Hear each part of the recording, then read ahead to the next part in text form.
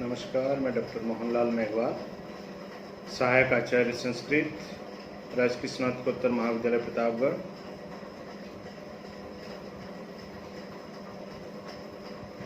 द्वितीय वर्ष संस्कृत के प्रथम प्रश्न पत्र के अंतर्गत अभिज्ञान शाकुंतलम के महत्वपूर्ण श्लोकों की व्याख्या आपके सम्मुख मैं क्रम से आपके अध्ययनार्थ प्रस्तुत कर रहा हूँ। प्रथम अंक के जो महत्वपूर्ण श्लोक हैं उनके साथ साथ गद्य भाग की भी व्याख्या मैं साथ साथ कर रहा हूँ। आप जब भी मेरे इस वीडियो को देखें, अभिज्ञान शाकुंतलम नाटक के व्याख्या भाग को साथ साथ अध्ययन करते रहें ताकि आपको अच्छी तरह से समझ में आ पाएगा। संदर्भ यह है कि राजा और सारथी मृग का पीछा करते हुए आगे बढ़ते हैं। तब दौड़ते हुए मृग का एक सुंदर चित्रण पूर्व वाले वीडियो भाग में मैंने आपको बताया है, उससे आगे हम अध्ययन करते हैं। तदेश कथम अनुपतत एवं में प्रयत्न प्रेक्षणीय संवृत्तः।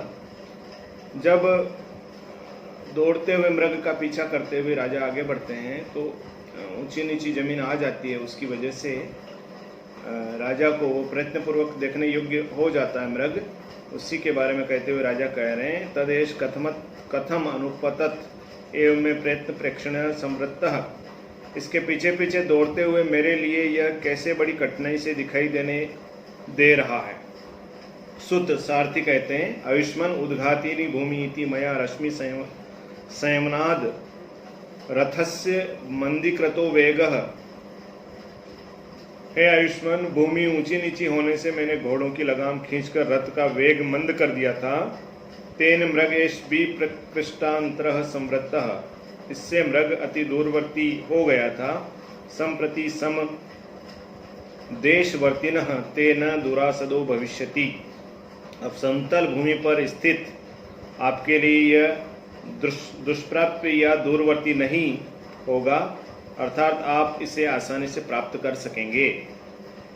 राजा तेन ही मुंचेताम अभिशवः। राजा कहते हैं तो फिर लगाम को थोड़ा सा ढीले कर दीजिए, ढीला करिए। सुत यद आज्ञापयतु आयुष्मान। लगाम को ढीला करने से तात्पर्य है कि लगाम ढीली करने से घोड़ों का वेग, रथ का वेग बढ़ जाएगा, जिससे यह हमारे तेज गति से हम इसके समीपवर्ती हो पाएंगे, ये आशय है। सुत यद आज्ञापयतु आयुष्मान। जो आप आज्ञा देते हैं, रथ वेगम निरूप्य आयुष्मान पश्य। रथ का वेग दिखाते हुए और कहता है, आयुष्मान देखो देखो। मुक्तेषु रश्मिषु निरायत पूर्वकाया निष्कंप चामर्शिका निवृतो ऊर्ध्वकर्णा आत्मोद्धतेऽपि रजोभि अलंघनीयाः धावन्ति अमी मृग जवाक्षया अक्षमया एव रथ्याः। अब रथ के घोड़ों का वेग का इस श्लोक के माध्यम से वर्णन किया गया है कि ये रथ के घोड़े जो हैं मानो मृग के वेग को सहन न कर पाने के कारण तेज गति से दौड़ रहे हैं। कैसा सुंदर चित्रण है। मुक्तेषु रश्मिषु निरायत पूर्वकायाः। रश्मिषु मुक्तेषु, रश्मि रस्सी यानी लगाम, डोर। रस्सियों को ढीली कर देने से, रश्मिषु मुक्तेषु, रस्सियों को ढीली कर देने पर निरायत पूर्वकाया, पूर्णतया विस्तृत शरीर के अग्रभाग वाले, निष्कंप चामर शिखा निवृतो ऊर्ध्वकर्णा। निष्कंप चामर शिखा, मस्तक पर बंधी हुई चोटियों के निष्कंप अग्रभाग वाले। मस्तक पर, घोड़ों के मस्तक पर चोटी बंधी हुई थी तो उनके अग्रभाग भी हवा की वजह से एक तरह से जम गए थे, उनमें कोई कंपन नहीं था।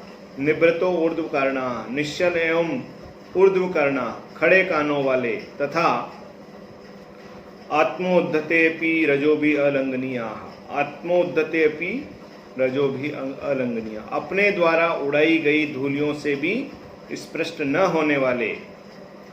धावंती अमी मृग जवा क्षमया एव रथ्या।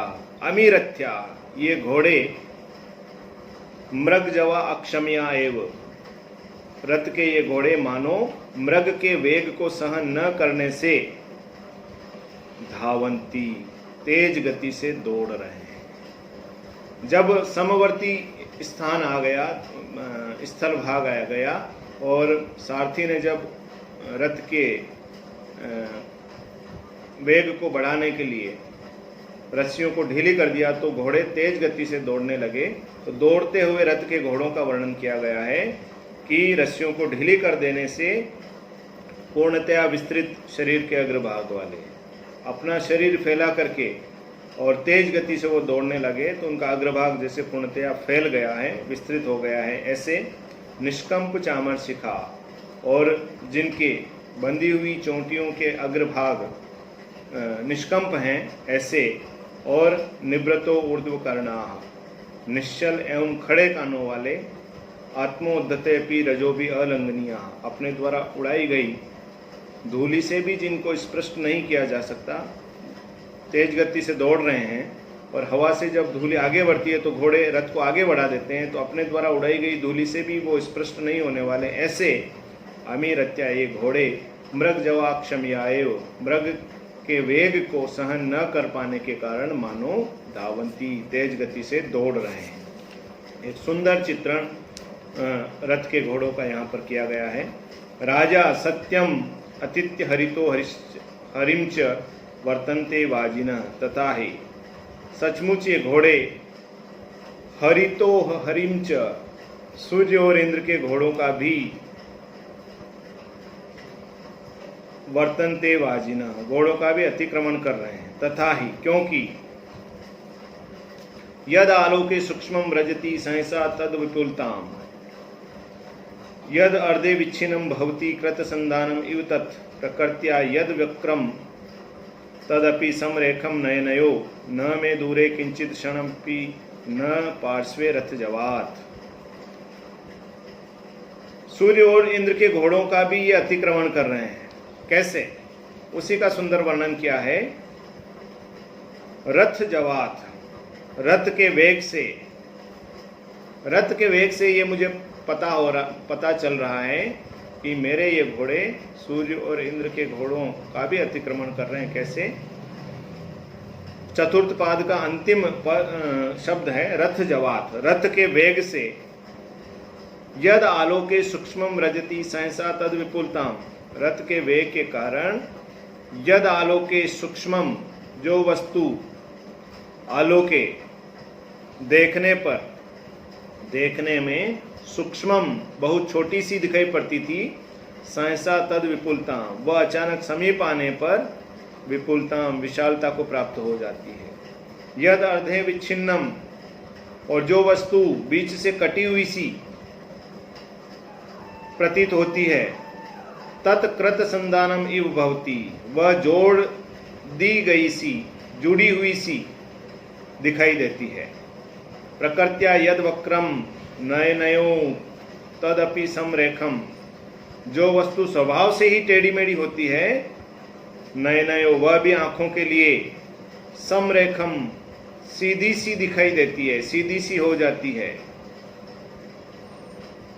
क्षणमपि किंचित न में दूरे न पार्श्वे, क्षण भर भी कोई वस्तु मेरे से या मुझसे न तो दूर है और न ही पास है। क्षण भर में ही जो वस्तु दूर है वह जो है मेरे पास आ जाती है रथ के वेग के कारण, और जो मेरे पास है वह रथ के वेग के कारण पीछे छूट जाती है, अर्थात मुझसे दूर हो जाती है।